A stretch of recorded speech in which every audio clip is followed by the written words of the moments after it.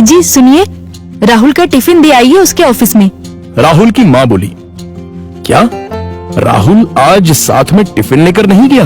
आज उसके ऑफिस में मीटिंग थी बॉस के साथ सवेरे सवेरे, इसलिए बिना टिफिन के ही वो चला गया। ठीक है, मैं दे आता हूँ। राहुल के पिता तैयार होने के लिए कमरे में चले गए। एक दिन पहले, माँ, मेरे दोस्त के पिताजी भी टीचर थे। उन्होंने देखो कैसे आलीशान बंगला खरीदा है। नहीं तो मेरे पापा, हम आज भी इस किराए के मकान में रहते हैं। राहुल गुस्से से बोला। राहुल, तुम्हें पता नहीं शायद, पर तुम्हारे पापा घर में सबसे बड़े थे, इसलिए 2 बहन और 2 भाइयों की शादी उन्हें ही करनी थी, और साथ में तुम्हारी पढ़ाई का खर्चा, और तुम्हारी बड़ी बहन की शादी भी तो थी। किसने किया ये सब? क्या फायदा इन सब का? उनके भाई बहन अब बंगले में रहते हैं। कभी उन्होंने सोचा है कि अपना भाई किराए के मकान में रहता है तो उसके लिए एक छोटा सा घर खरीद के दे दे? ये सुनकर माँ की आंखों में आंसू आ गए। उन्हें समझ नहीं आ रहा था कि जन्म दिया बेटा अपने बाप के बारे में ऐसी बातें कर रहा है। फिर माँ बोली, तुम्हारे पिता ने अपना कर्तव्य निभाया, अपने भाई बहनों से कभी किसी चीज की उम्मीद नहीं की। राहुल पागलों जैसा बोल रहा था। अच्छा वो ठीक है, पर पिताजी लड़कों की ट्यूशन लेते थे। उनसे अगर फीस लेते तो आज पिताजी पैसों की गद्दी पर सोते। आजकल के क्लास वाले देखो कैसे इंपोर्टेड गाड़ियों में घूमते हैं। लेकिन तुम्हारे पिता के कुछ उसूल थे, ज्ञान बांटने के, पैसे नहीं लेने के, इसलिए तो उन्हें ढेर सारे पुरस्कार भी मिले। पता भी है तुम्हें? ये सुनते ही राहुल जोर से चिल्लाया, क्या फायदा इन पुरस्कारों का? क्या उनसे हमारा मकान बनेगा? पड़े हैं धूल खाते उस कबाड़ खाने में, कोई नहीं पूछता है उनको। तभी दरवाजे की बेल बजती है। पिताजी ने अपनी बातें तो सुन नहीं ली ना। इस डर से राहुल का चेहरा उतर गया, लेकिन पिताजी किसी से बात किए बिना ही अपने कमरे में चले गए। ये था कल का झगड़ा, और आज मोहनलाल ने साइकिल को टिफिन लगाया और कड़ी धूप में राहुल के ऑफिस पहुंच गए। कड़ी धूप होने के कारण वो थक गए थे। ऑफिस पहुंचने पर उनको सिक्योरिटी गार्ड ने रोका। राहुल सर को टिफिन देना था, क्या मैं अंदर जा सकता हूं? मोहनलाल ने पूछा। अभी नहीं दे सकते, वो बॉस के साथ मीटिंग में है। जब मीटिंग खत्म होगी तब दे देना।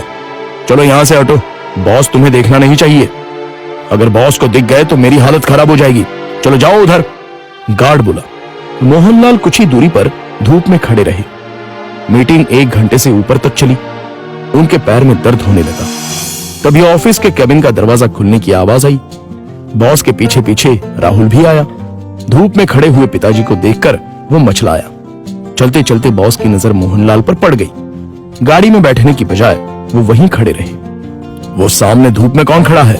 उन्होंने गार्ड से पूछा। अपने राहुल साहब के पिता हैं, टिफिन देने आए थे। गार्ड डरते हुए बोला। बुलाओ उन्हें। राहुल घबरा गया, उसके पसीने छूट गए।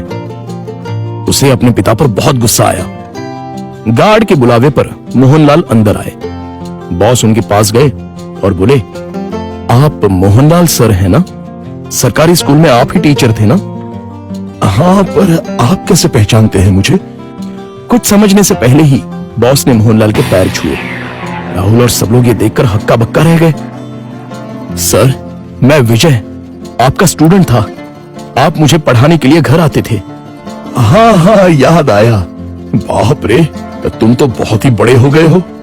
विजय मुस्कुराया और बोला, सर आप यहाँ धूप में क्या कर रहे हैं? चलिए अंदर बैठते हैं, बहुत सारी बातें करनी है आपसे। सिक्योरिटी, तुमने इन्हें अंदर क्यों नहीं बिठाया? सिक्योरिटी ने शर्म के मारे गर्दन नीचे कर दी और बोला, सॉरी सर, गलती हो गई। इस पर मोहनलाल बोले, इसमें इसकी कोई गलती नहीं है, आपको डिस्टर्ब ना हो इसलिए मैं ही बाहर खड़ा हुआ था। ओके। विजय ने मोहनलाल का हाथ थामा और उनको अपने केबिन ले गया। बैठिए सर, अपने कुर्सी की तरफ उंगली करते हुए विजय बोला। नहीं, ये कुर्सी तो तुम्हारी है। मोहनलाल हिचकिचाहट से बोले, सर आपकी वजह से ही तो ये कुर्सी मुझे मिली है, इसलिए इस पर सबसे पहले आपका हक बनता है। विजय ने जबरदस्ती मोहनलाल को अपनी कुर्सी पर बिठाया। शायद आपको पता नहीं, लेकिन अगर सर नहीं होते तो आज ये कंपनी नहीं होती और मैं अपने पिता के साथ उनकी दुकान में बैठा रहता। विजय ने अपने साथियों से कहा। राहुल और मैनेजर आश्चर्य से देखते ही रह गए। स्कूल के टाइम मैं एक एवरेज स्टूडेंट था, मुझे पढ़ाई में दिलचस्पी नहीं थी। मार्क्स कमा रहे थे, इसलिए मेरी माँ मुझे सर के पास उनके घर ले गई और ट्यूशन लेने के लिए कहा। पर सर के घर पर जगह नहीं थी, इसलिए वो हमारे घर आकर मुझे पढ़ाने लगे। लेकिन सर ने कभी फीस नहीं ली। सर के पढ़ाने के तरीके से फिर धीरे धीरे मुझे पढ़ाई में रुचि आने लगी और मैंने 10वीं में दूसरा नंबर लाया। ये देखकर तो मैं हवा में उड़ने लगा। My goodness! पर सर ने कभी आपसे फीस नहीं ली? मैनेजर ने पूछा। मैं मां के साथ मिठाई लेके सर के घर गया। मां ने 50,000 का चेक सर को दिया, लेकिन उन्होंने वो नहीं लिया। तब सर ने एक बात कही थी जो आज भी मुझे याद है। सर ने कहा था, मैंने कुछ नहीं किया, आपका बेटा ही होशियार था। मैंने सिर्फ उसे रास्ता दिखाया है और मैं ज्ञान बेचता नहीं हूं, दान करता हूं। फिर मैंने 12th करने के बाद MS किया और अमेरिका जाकर पढ़ाई की और वापस आने के बाद ये कंपनी स्टार्ट की। एक पत्थर को सर ने हीरा बना दिया। सर, आपको सच में दिल से प्रणाम। मोहनलाल की आंखों में आंसू आ गए। यह सच में कमाल की बात है। बाहर दुनिया में पढ़ाई का बाजार चल रहा है और इन्होंने बिना फीस लिए पढ़ाया। मान गए सर आपको। ऐसे लोग उसूल के पक्के होते हैं। इन्हें पैसों की और पुरस्कार की भी चाह नहीं थी। इन्हें तो बस अपने स्टूडेंट का भला हो, यही दिन रात सोचते थे। सही कहा सर आपने। ऐसे लोग तो दुनिया में बहुत ही कम होते हैं। सर, क्या आज आप उसी किराए के मकान में रह रहे हो? मोहनलाल की जगह राहुल ने ही जवाब दिया। हाँ सर, उसी किराए के मकान में रहते हैं। आज मैं अपने सर को गुरु दक्षिणा दूंगा। इस शहर में मेरे कुछ फ्लैट्स हैं, उसमें से एक फ्लैट मैं आपके नाम कर रहा हूं। विजय ने कहा। क्या? मोहनलाल और राहुल एक ही साथ बोले। इतनी बड़ी गुरु दक्षिणा मुझे नहीं चाहिए। मोहनलाल बोले, सर प्लीज ना मत कहिए। काम के चक्कर में मैं अपनी गुरु दक्षिणा देना भूल गया था। बहुत बहुत शुक्रिया सर।